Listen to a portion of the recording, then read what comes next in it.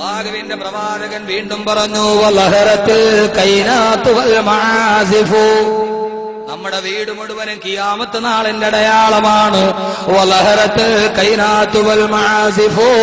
ഒറ്റ വാക്കിൽ 21-ാം നൂറ്റാണ്ടിന്റെ 2011 1400 വർഷം മുമ്പ് റസൂലുള്ള പറഞ്ഞ ഈ ഹദീസിന്റെ അർത്ഥം ഒറ്റ വാക്കിൽ 2011 പറഞ്ഞാൽ, റിയാലിറ്റി ഷോകൾ അധികരിക്കുന്ന കാലം വന്നാൽ, റിയാലിറ്റി ഷോകൾ അധികരിക്കുന്ന കാലം വന്നാൽ, സംഗീത ഉപകരണങ്ങൾ വല്ലാതെ വർദ്ധിച്ചു വരുന്ന കാലം വന്നാൽ, അല്ലാഹുവിന്റെ റസൂൽ പറഞ്ഞു, ഫന്തലിരിസാ,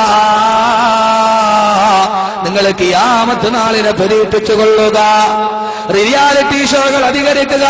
40 കഴിഞ്ഞവനൊരു ഷോ, 45 തീർന്നവനൊരു ഷോ, 60ലേക്ക് കാലെടുത്തവന് മറ്റൊരു ഷോ, 18 കഴിഞ്ഞവന് വേറൊരു ഷോ, 12 കഴിഞ്ഞവർക്ക് വേറൊരു ഷോ, തലമുടി നരച്ചവനൊരു ഷോ, നരക്കാത്തവനൊരു ഷോ, മുട്ടുമടഞ്ഞവനൊരു ഷോ, ഇങ്ങനെ 10,000 ഷോകൾ വന്നാൽ മാപ്പിളപ്പാട്ടിനൊരു ഷോ, മാപ്പിളയല്ലാത്തതിനൊരു ഷോ.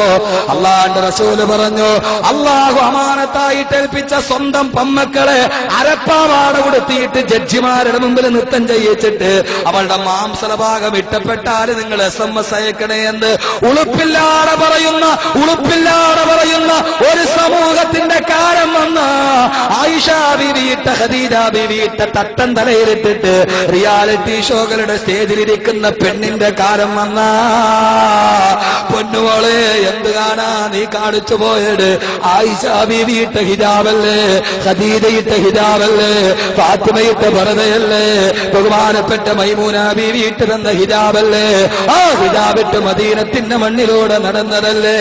അതേ ഹിജാബ് വിട്ടിട്ട് ഐഡിയ സ്റ്റാർ സിംഗറിന്റെ ബാൽക്കണിയിൽ കയറിയിരിക്കുന്ന പെണ്ണിന്റെ കാലം വന്ന, ഒരു ഉളുപ്പമില്ലാതെ പെൺമക്കൾക്ക് SMS ചോദിക്കുന്ന രക്ഷകർത്താക്ക്, എന്തിനാ പൊന്നു രക്ഷകർത്താക്കളെ സ്വന്തം മക്കളെ വിട്ടിട്ട് വേണോ 40 ലക്ഷത്തിന്റെ ഫ്ലാറ്റിൽ കിടക്കാൻ? അങ്ങനെ ഒരു സൗകര്യം നമുക്ക് എന്തിനാ? ചെറ്റക്കുടിൽ ജീവിച്ചാലും അള്ളാഹുവിന്റെ സ്വർഗത്തിലോട്ട് കൈപിടിച്ചു പോകുന്ന പൊന്നുമക്കള് വേണ്ടേ? അള്ളാഹുവിന്റെ റസൂല് പറഞ്ഞു, ഭാഷ കടുത്തു പോയാൽ നിങ്ങൾക്കാർക്കും ഒരു പ്രശ്നവും തോന്നരുത്. ചില ആളുകളൊക്കെ ഇതിപ്പോ ഹലാലാണെന്നുള്ള രീതിയിലാണ് ചെയ്യുന്നത്. അത് പട്ടുറുമാലാണെങ്കിൽ കുഴപ്പമില്ല, മാപ്പിളപ്പാട്ടല്ലേ? ഏത് മാപ്പിളപ്പാട്ടാപങ്ങള്, ഏത് പട്ടുറുമാലാപങ്ങള്? അല്ലാഹുവിന്റെ റസൂല് പറഞ്ഞു, വാദ്യോപകരണങ്ങൾ വർദ്ധിച്ചു കഴിഞ്ഞാ പന്തലിരിസാ, പെണ്ണുങ്ങള് കഥാപ്രസംഗം പറയുന്ന കാലം വന്ന, പെണ്ണുങ്ങള് നാടകത്തിനിറങ്ങുന്ന കാലം വന്ന, കഥാപ്രസംഗം ഇന്ന് സ്ത്രീകളിൽ സുലഭമാ, പരിശുദ്ധ ദീനിനു വന്ന ഗുരുതര രോഗമാ. കഥയും നബി യൂസുഫ് സുലൈഖ ബന്ധമാ, അത് യുവതിയായാൽ പിന്നെ സീറ്റും അസാധ്യമാ.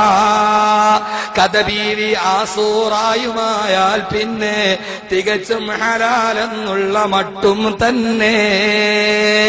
തഴവാ ഉസ്താദ് പറഞ്ഞതുപോലെ, അതുകൊണ്ട് വാദ്യോപകരണങ്ങളുടെ അതിപ്രസരണം വന്ന, അള്ളാന്റെ ഖുർആൻ പോലും ഓതുന്നത് വാദ്യമേളങ്ങളുടെ അകമ്പടിയോട്. അള്ളാഹു നമ്മളെ കാത്തുരക്ഷിക്കട്ടെ. അള്ളാന്റെ റസൂല് പറഞ്ഞു, റുബ്ബക്കാരിൽ ഖുർആൻ, എത്രയോ ആളുകളാണ് ഖുർആൻ ഓതുന്നത്. അവൻ ഓതുമ്പോൾ വൽ ഖുർആനു യൽഅനുഹു, ഖുർആൻ അവനെ ശപിച്ചുകൊണ്ടിരിക്കുകയാണെന്ന് നബി മുഹമ്മദ് മുസ്തഫ.